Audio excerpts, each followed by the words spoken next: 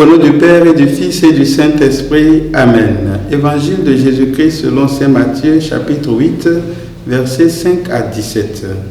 En ce temps-là, comme Jésus était entré à Capharnaüm, un centurion s'approcha de lui et le supplia. « Seigneur, mon serviteur est couché à la maison paralysé et il souffre terriblement. » Jésus lui dit, « Je vais aller moi-même le guérir. » Le centurion reprit, « Seigneur, je ne suis pas digne que tu entres sous mon toit, mais dis seulement une parole et mon serviteur sera guéri.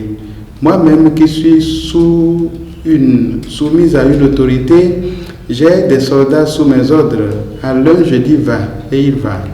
À un autre je dis viens, et il vient.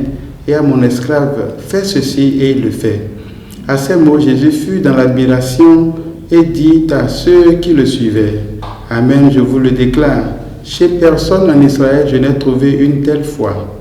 Aussi, je vous le dis, beaucoup viendront de l'Orient et de l'Occident et prendront place avec Abraham, Isaac et Jacob au festin du royaume des cieux, mais les fils du royaume seront jetés dans les ténèbres du dehors. Là, il y aura des pleurs et des grincements de dents. » Et Jésus dit au centurion, « Rentre chez toi, que tout se passe pour toi selon ta foi. » Et à l'heure même, le serviteur fut guéri. Comme Jésus entrait chez Pierre dans sa maison, il vit sa belle-mère couchée avec de la fièvre. Il lui toucha la main et la fièvre la quitta. Elle se leva et elle le servait. Le soir venu, on présenta à Jésus beaucoup de possédés. D'une parole, il expulsa les esprits et tous ceux qui étaient atteints d'un mal, il les guérit, pour que soit accomplie la parole prononcée par le prophète Isaïe. Il a pris nos souffrances, il a porté nos maladies. Acclamons la parole de Dieu. Louange à toi, Seigneur Jésus.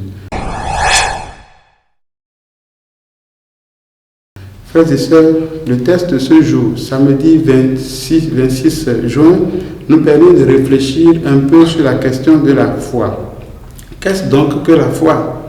La foi, c'est une façon de posséder ce que l'on espère, un moyen de connaître les réalités qu'on ne voit pas. C'est ce que nous apprenons dans la lettre aux Hébreux au chapitre 11. Cette foi vient de l'expérience, ce que l'on entend, ce que l'on voit. Il est donc déjà important que nous apprenions à faire des expériences avec le Seigneur pour croire davantage à lui. Grâce à la foi aussi, selon la même lettre aux Hébreux chapitre 11, cette fois-ci le verset 3, c'est grâce à la foi que nous comprenons. Aujourd'hui, dans notre monde très scientifique, nous avons envie de tout comprendre au niveau de la tête, mais nous, chrétiens, nous savons que c'est grâce à la foi que nous comprenons. Sans la foi, il est impossible de plaire à Dieu. La vie chrétienne consiste à marcher doucement pour arriver à plaire à Dieu. C'est ça ce qu'on appelle la vie spirituelle. Et cela n'est pas possible sans la foi. Jésus est donc le remède de nos maux. Et c'est cela, et c'est vrai. C'est d'ailleurs ce que nous avons vu hier et que nous voyons encore aujourd'hui dans l'Évangile. Face à nos souffrances, il ne reste pas indifférent. Il répond au centurion, « Je vais moi-même le guérir. » Voilà la décision de Jésus. Il te dit aujourd'hui, il me dit à moi-même aujourd'hui, « Je vais moi-même te guérir. » Et cela nécessite simplement ta foi. D'ailleurs, si Jésus tombe en admiration devant ce centurion, c'est justement à cause de l'expression de sa foi que Jésus déclare n'avoir pas vu, même en Israël.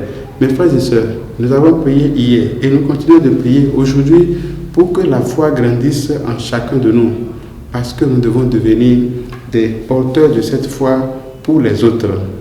Les fruits du salut que Jésus apporte ne sont pas réservés seulement à certains. Ce n'est pas une exclusivité, c'est pour tout le monde. Le centurion, il n'est pas nécessairement croyant juif. Simplement, il est allé vers Jésus, il croit, il espère, il compte sur lui et Jésus agit en sa faveur. Qu'il agisse aussi en notre faveur. C'est pour cela que nous lui demandons de prendre sur lui de souffrances et nos peines, comme il a fait pour la belle-mère de Simon, dont nous avons écouté cette partie aussi dans le texte que nous venons de proclamer. Daigne, Seigneur, augmenter la foi de tes enfants que nous sommes et nous donner de vivre dans l'amour pour toi et pour nos frères et sœurs, maintenant et pour les siècles des siècles. Amen.